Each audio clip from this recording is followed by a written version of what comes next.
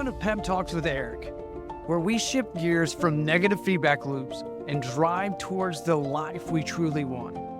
I'm your host, Eric Ayers. I believe in the power of Ubuntu. I am because we are. Together, we'll explore how connections fuel our growth and create amazing experiences. In this podcast, we'll tune out the noise of the world and tune into what we really want and what really matters. Guys, welcome to another episode of Pep Talks with Coach Eric. I'm your host, Eric Ayers, and it's a pleasure to have you here to do another deep dive as we continue with a focus on energy. If you remember last time we spoke about Ubuntu and how the collective energy of I am because we are expands into humanity. So we're going to dive deeper into the singular aspect of that, the energy within. So I call this emotion or energy in motion. So our emotions are the fuel that drives everything we do. When we understand this energy, we unlock the power to shift our lives. So this is greatly impactful on everything we do.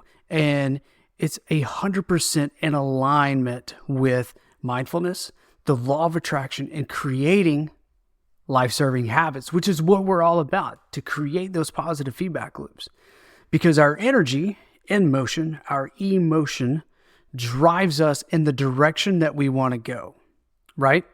So we're going to go through this process in detail and give some understanding through stories, through things that have happened in my life, and then as we unpack this a little bit more. So remember, the ancestor to every action is a thought.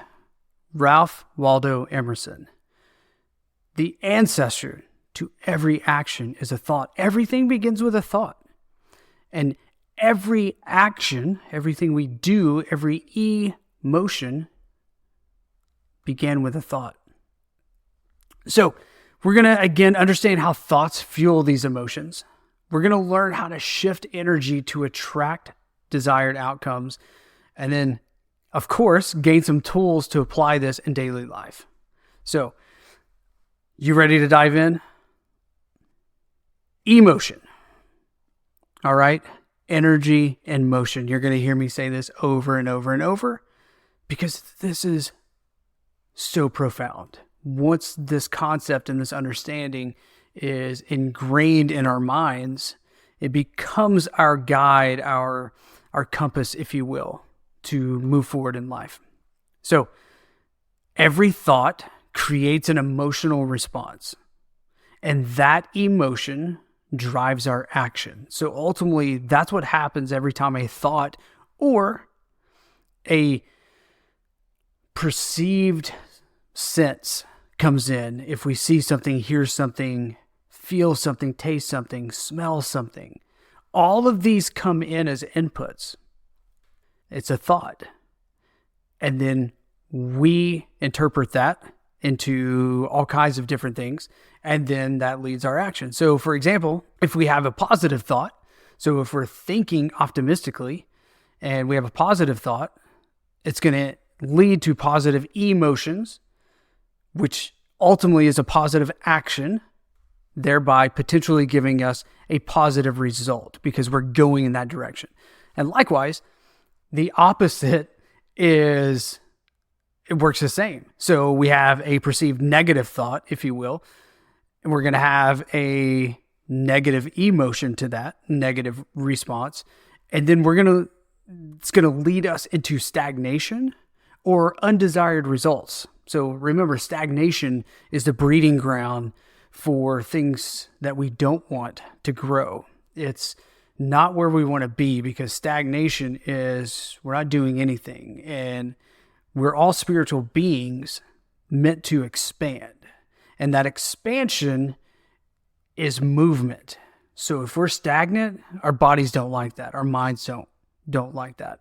So, for example, we've all had the experience of waking up in a bad mood, right? If we wake up and we're in a bad mood, chances are we're going to not feel well. So we're going to say, I don't feel well. And then it's going to lead into more opportunities for that day not to be good, because it's going to create opportunities for us to stay in this bad mood, right? Simply by shifting into gratitude or excitement, even if we don't feel it, especially if we don't feel like gratitude or excitement. That's where the magic is. When you do that, all of a sudden your energy feels lighter. Your day flows differently, right? One way to help you in this is, if you're a coffee drinker or if you're a tea drinker, whatever you do in the morning, set it up. So we're going to use a coffee in this analogy. Set your coffee maker to go off a couple minutes before your alarm clock or before you normally get up. That way, when you wake up, even if you are in a bad mood, you smell that coffee and you're like, ooh, and you use your senses that you already know to be good to hack the system.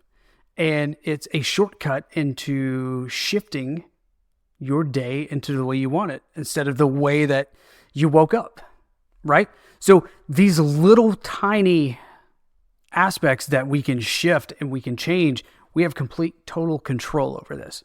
And we have the ability to take control of these opportunities. And when you add them up, it creates an amazing day, because it's one thing after another after another. It's not just one decision.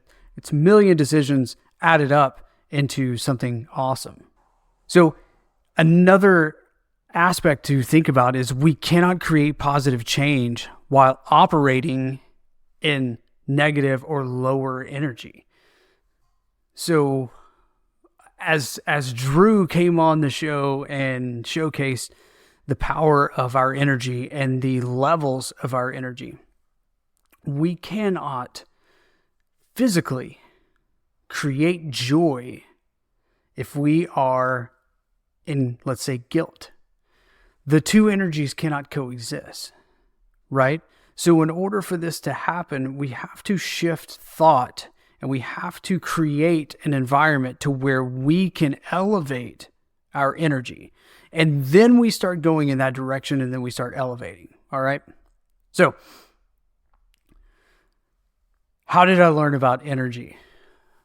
I'm very glad you asked, because this is kind of my powerhouse in terms of not powerhouse in, oh, I know how to do this great all the time. No, I work at this every single day and I improve a little bit each day. And that is sufficient, because that is me progressing. That is me becoming better than yesterday. And that's what this is about. What I mean by powerhouse is like, this is what I love to focus on. How do we set ourselves up for success? Like human behavior at its core, in terms of creating positive loops for habitual patterns, for us to automate our lives in a life-giving way, right? So from this, I have researched so many people, and I'm going to go through a little bit of kind of what I've learned, and then we're going to start piecing this together. So one of the most profound teachers in this that I have found is Bob Proctor. And Bob Proctor puts it this way, and there's an illustration. You should check it out. It's Bob Proctor's paradigm shift diagram. It's really cool. He ultimately showcases how thoughts and senses come in from our external world.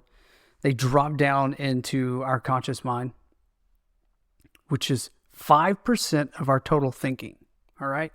That is huge.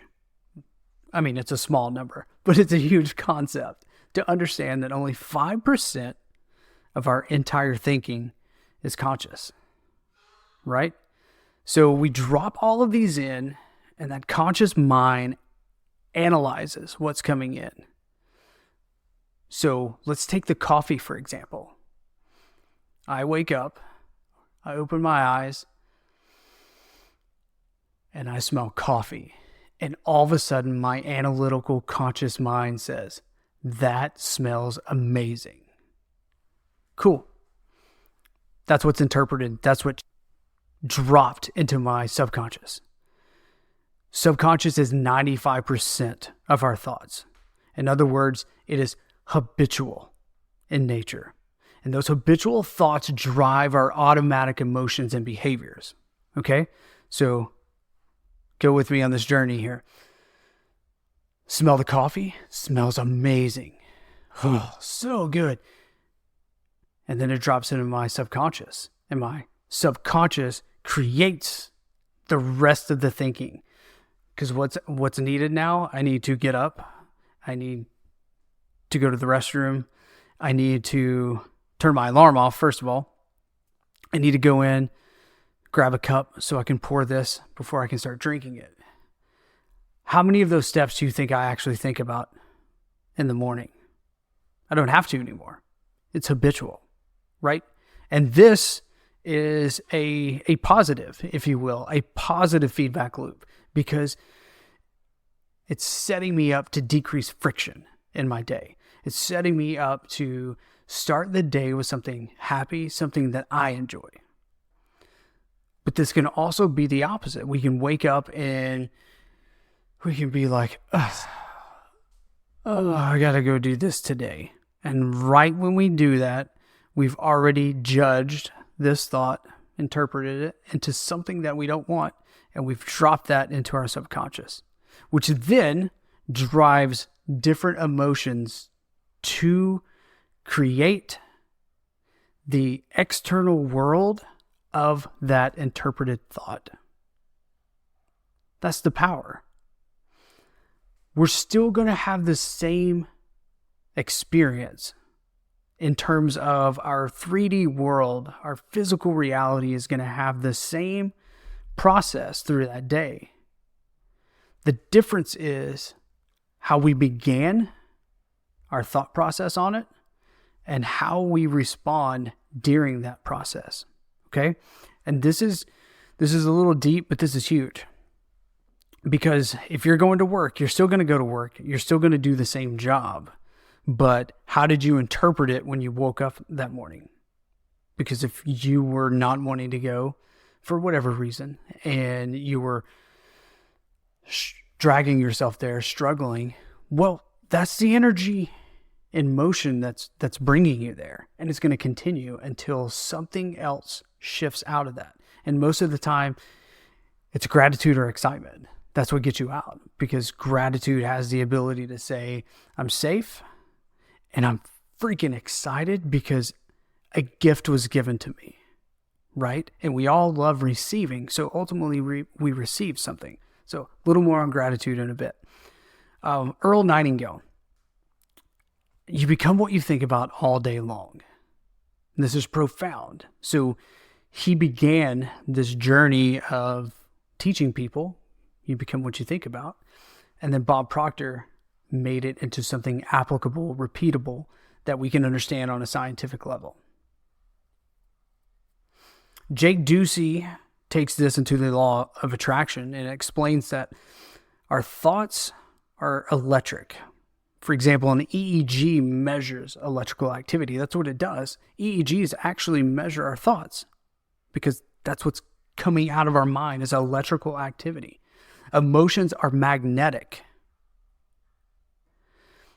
We all have an electromagnetic field, and we have ways to test this. We can see how big someone's magnetic field is.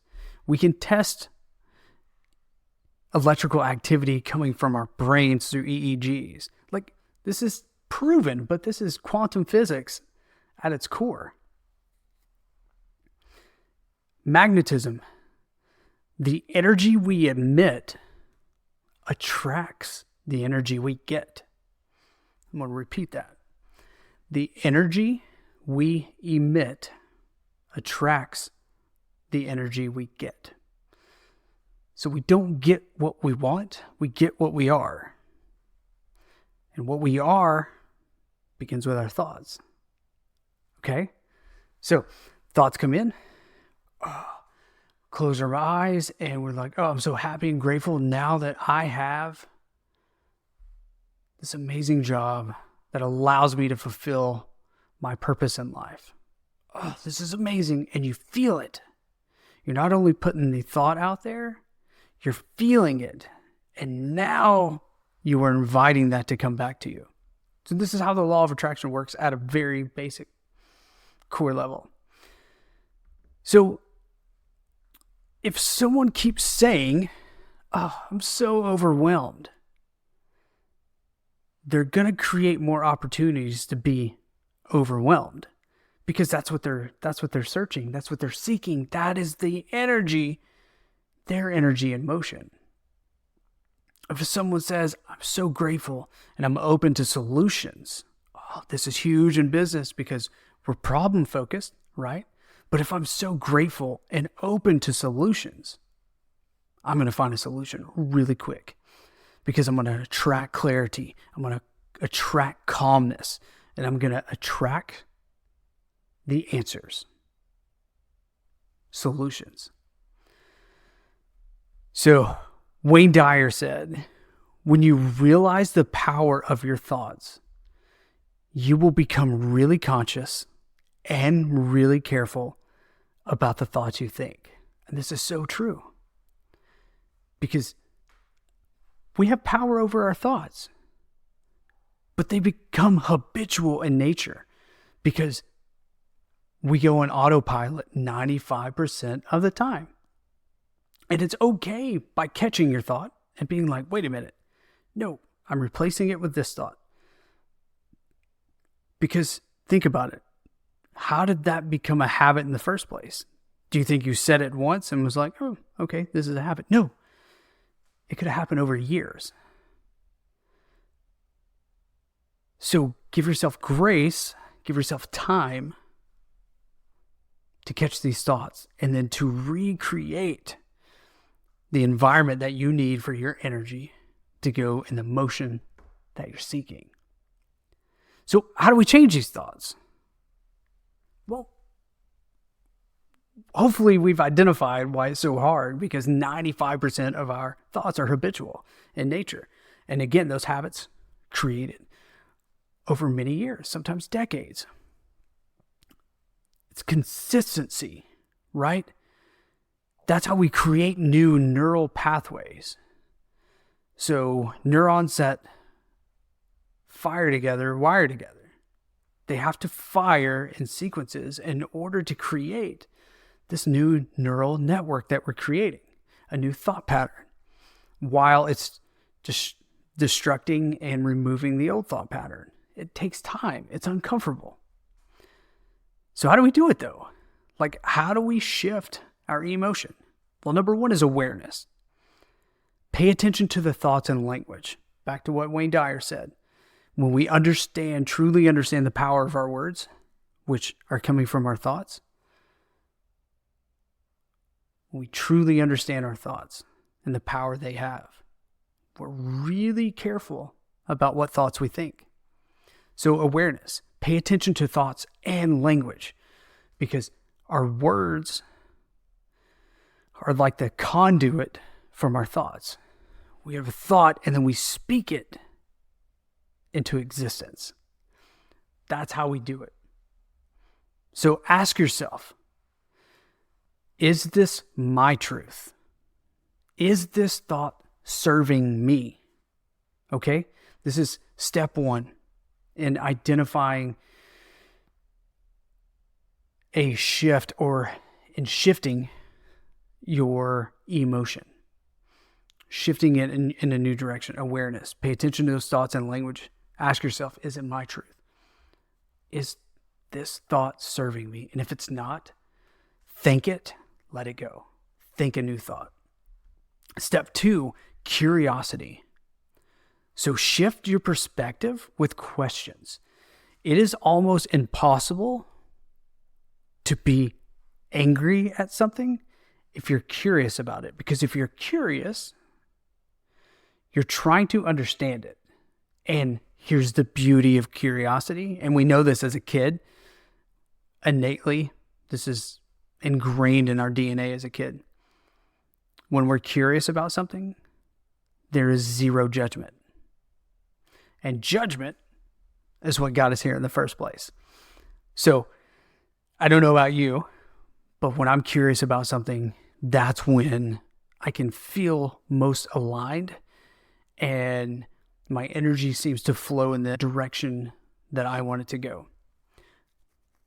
So shift your perspective with questions like, what would I like to feel right now? Or how can I see this differently? Right? Get curious about it. Step 3, gratitude as a superpower, because it is a superpower. Gratitude changes energy and opens doors to abundance.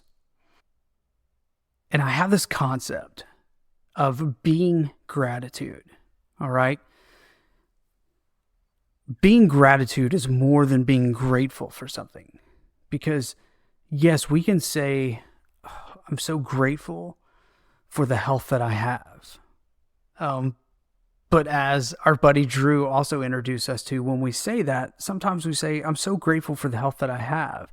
But we automatically go to the dis-ease that we might be having at the time. So we automatically judge it, and then we bring in the negative connotation of it. Right? So that's what grateful can be. So Drew introduced the concept, which I love, of appreciation. So switch it to appreciation, because appreciation appreciates. It gets bigger. Well, my concept of gratitude is very similar. So beautiful analogy. If you take an orange, any kind of orange, and you squeeze it, what comes out of it? Orange juice. Can anything else come out of that orange? Any other kind of juice come out when you squeeze it? No. It will always be orange juice. Does it matter if you squeeze it first thing in the morning, or in the early afternoon, during work, after work, before bed? No. It doesn't matter what time of day or what's going on in the world. When you squeeze the orange, all that comes out is orange juice. Does it matter who squeezes it? No, if I squeeze it, it's orange juice. If you squeeze it, it's orange juice.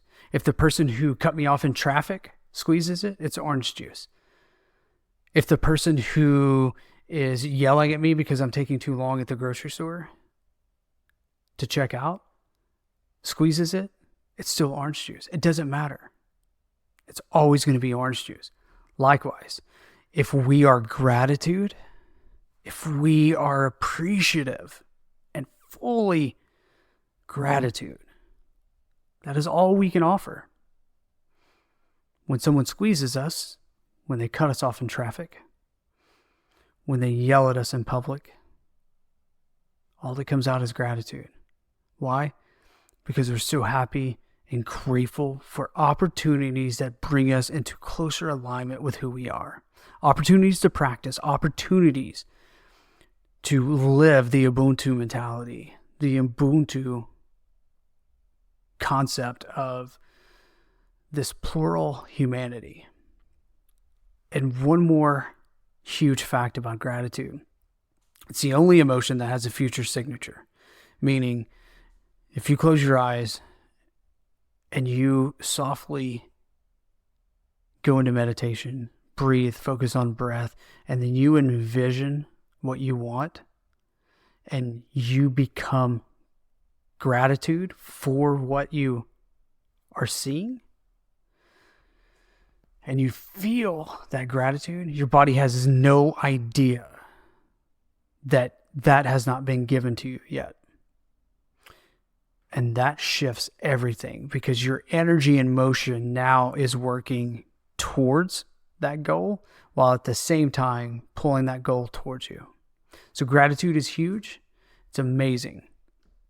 And it's also helpful to get out of negative thought spirals. So we've all been there. We've had one negative thought and then it leads to something else. And it continues. And sometimes it can go on for days. If we pause, shift to gratitude, we can immediately go a different direction. That's the beauty of gratitude. Okay. All right. Tools that we can use to create positive emotions. Curiosity, we talked about earlier. Become curious about your thoughts. Instead of saying, I'm stuck, ask, what is one small thing I can do to feel progress? Because there's always one thing we can do. Chances are that one thing is going to lead to many after that. We're just stuck. So if we're stuck, become curious. Gratitude journal. I recommend writing 3 things you're grateful for each morning or each night. I would say it at night, because as we go to bed, we set ourselves up to marinate on this idea, this gratefulness. And then when we wake up, we have the ability to read this, right? And it concretes this in. And that's what it's about. It's concreting it in. Now, you can use gratitude journals as well as, since you're using it for that, it can be a dream journal as well. But tool number 3 is visualizations. So we chatted about this. Visualize your desired outcome with emotional connection. It is very important to bring in your emotions of what would this feel like. It has to be there. So think about it so clear that you feel it, and then focus on that feeling. And then keep focusing on that feeling. When something comes up and you are reminded that you're not there yet, remember what it will feel like when you get there. Focus on that. 4th tool, affirmations. Affirmations are huge. Affirmations saved my life. I am well. Literally saved my life. Affirmations are powerful. One affirmation I would recommend if you're starting this, look in the mirror, because the mirror is going to show you your energy. It's going to reflect back and you are going to feel it. And look in the mirror and say, I love you. I am enough. And it's going to feel weird and you're not going to believe it. And then one day you will. And then that emotion is going to travel with the energy of I am love and I am enough. So other affirmations, I'm open to positive energy and change. I am one with the universe. I am one with infinite intelligence. I am amazing. And keep saying them, because it's going to feel off. It's going to feel not real. Trust me, it is, and you will get there. And then repeat Wayne Dyer's wisdom. When you change the way you look at things, the things you look at change. And God, this is so powerful, because it is. Because we see the world as dichotomies. And do you live in a loving world or a hostile world? Same world. It's how we look at it. So change the way you look at it, and the things you look at will change. Okay.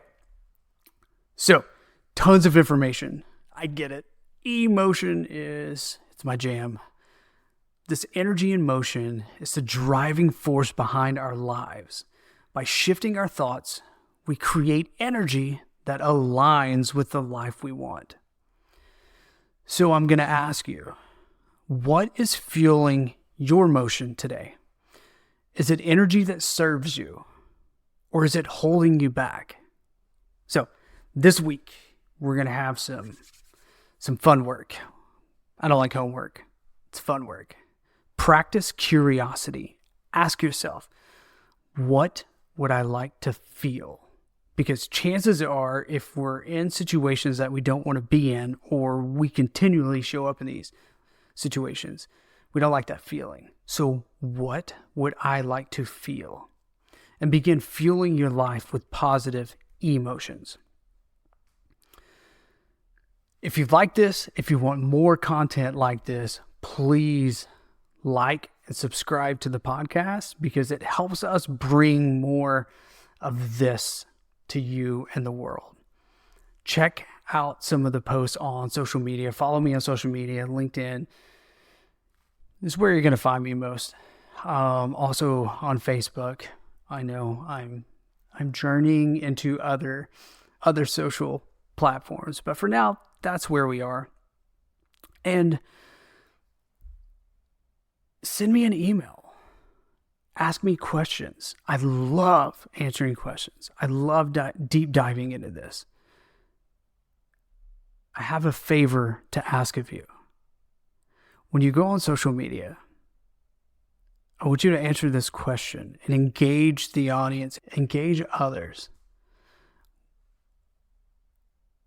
As you practice curiosity, I want you to answer this question. What shifts did you notice when you changed your thoughts and energy?